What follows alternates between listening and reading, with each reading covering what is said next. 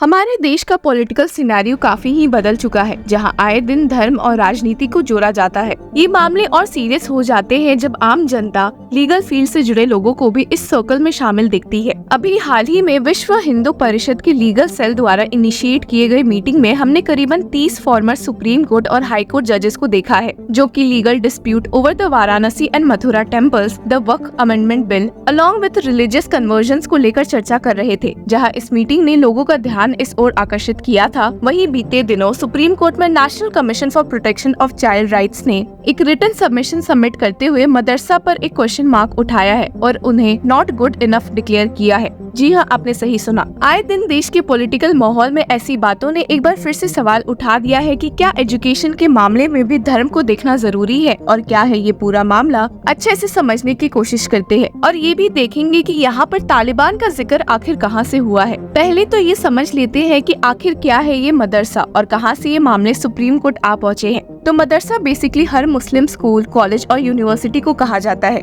और यूपी में अभी कुछ महीनों पहले इलाहाबाद हाई कोर्ट में जस्टिसेस विवेक चौधरी और सुभाष विद्यार्थी की डिविजनल बेंच ने Uttar Pradesh board of Madrasa education act 2004 को अनकॉन्स्टिट्यूशनल डिक्लेयर करते हुए इसे स्ट्रक डाउन कर दिया था और देश में एक भूचाल पैदा कर दिया था। इलाहाबाद हाई कोर्ट ने अपना फैसला सुनाते हुए कहा था कि ये एक्ट सेक्युलरिज्म के खिलाफ है, जो कि इंडिया का एक बेसिक फीचर है, और यूपी गवर्नमेंट पर भी कई सवाल उठाए थे कि कैसे वे एक दूसरे रिलीजन के लिए स्पेशली एक दूसरा एक्ट ला सकते हैं। पर मामला बिगड़ गया जब इस हाई कोर्ट ऑर्डर को चैलेंज करते हुए सुप्रीम कोर्ट में लाया गया और उल्टा इस ऑर्डर को फटकारते हुए सीजे डीवाई चंद्रचूड़ ने इस पे स्टे लगा दिया था। सीजे डीवाई चंद्रचूड़ का मानना था कि इलाहाबाद हाई कोर्ट ने ये फैसला लेकर बहुत बड़ी गलती की है, जिससे करीबन 17 लाख स्टूडेंट्स की एजुकेशन अफेक्ट होगी। अब ये बात तो थी अप्रैल की और इस मामले की सुनवाई वापस से जो अब कंटिन्यू हुई है, तो सुप्रीम कोर्ट में आए दिन हर पार्टी अपनी ओर से सबमिशन फाइल कर रही है, जिसमें the national commission for protection of child rights भी शामिल है, जिन्होंने इलाहाबाद हाई कोर्ट के ऑर्डर से अग्री करते हुए इन मदरसास पर एक बहुत बड़ा सवाल उठाया है और कहा है कि ये क्वालिटी एजुकेशन प्रोवाइड नहीं करते हैं। अब इसके पीछे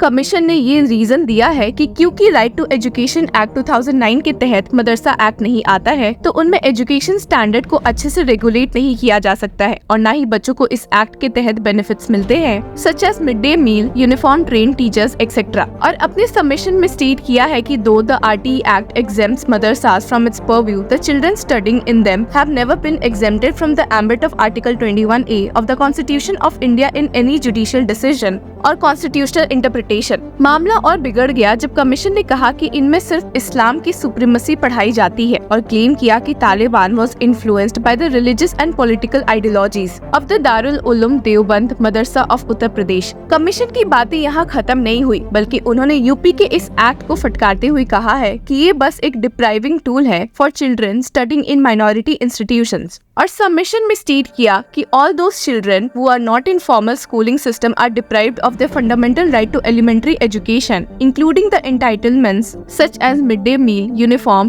trained teachers, etc. And since madrasas are exempted from the purview of the RTE Act 2009, all children studying in the madrasas are deprived of not only formal education in schools but also benefits as provided under RTE Act 2009. बात ये भी उठी कि मदरसा में सिर्फ कुछ NCERT books पढ़ाई जाती है और वो सिर्फ ढोंग है। The Commission further stated, merely teaching a few NCERT books in the curriculum is a mere guise in the name of imparting education and does not ensure that the children are receiving formal and quality education. सिर्फ यही नहीं, बल्कि commission ने कहा भी कि उन्होंने मदरसाज में यूज होने वाले बुक्स की लिस्ट रिसर्च की है and added, it is humbly submitted that on perusal of the Diniyat books as available on the website, it has been observed that as per the prescribed curriculum, the madrasa board through the books are teaching texts that professes about supremacy of Islam. Commissions ने अपने written submissions में 3 type of मदरसास की बात की है, which are as followed. Recognized madrasas imparting religious education and may be imparting formal education to some extent, which is not as per Right to Education Act 2009 and is recognized by State Madrasas Board and having a UDISE Unified District Information System for Education Code.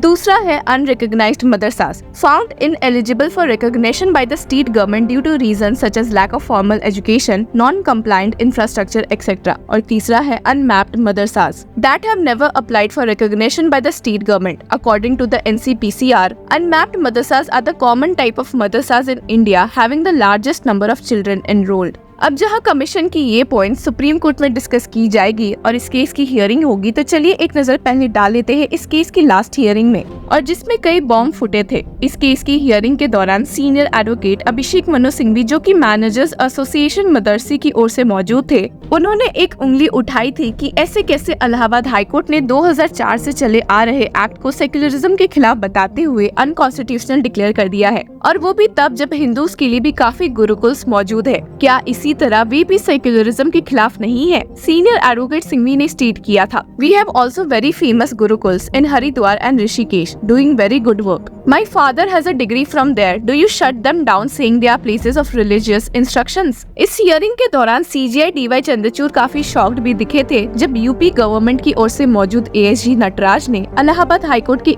इस फैसले को accept किया था, इसके बावजूद कि सरकार ने ही ये एक्ट पास किया था। इस मौके पर CJI DY चंद्रचूड़ ने ASG से सवाल भी कर लिया था कि why is the state not defending its legislation despite defending it before the high court? लेकिन ASG नटराज ने कह दिया था कि इलाहाबाद हाईकोर्ट ने एक जजमेंट पास किया है और वे उसे एक्सेप्ट करते हैं। वहीं यूनियन ऑफ इंडिया की ओर से मौजूद अटॉर्नी जनरल आर वेंकटरमनी ने कहा भी कि वे भी इलाहाबाद हाईकोर्ट के इस फैसले से सहमत है। उन्होंने स्टेट किया कि धर्म का इस्तेमाल रिलीजन में करना काफी गलत है and added entanglement of a religion is a suspect issue in any degree and this is beyond the tolerable degree especially as state aid is involved. This is a matter requiring deliberation. अब हमने देखा ही है कि कैसे CJI ने इस फैसले पर स्टे लगा दिया है। तो CJI का मानना था कि इलाहाबाद हाईकोर्ट ने ये फैसला लेकर एक बहुत बड़ी गलती की है जो कि उन्हें नहीं करनी चाहिए थी। CJI ने कहा कि भले उनके सामने इस एक्ट की वैलिडिटी का सवाल उठा होगा पर इस एक्ट को पूरा स्ट्राइक डाउन करना गलत है। He stated, the state has a legitimate public interest to ensure all students get quality education,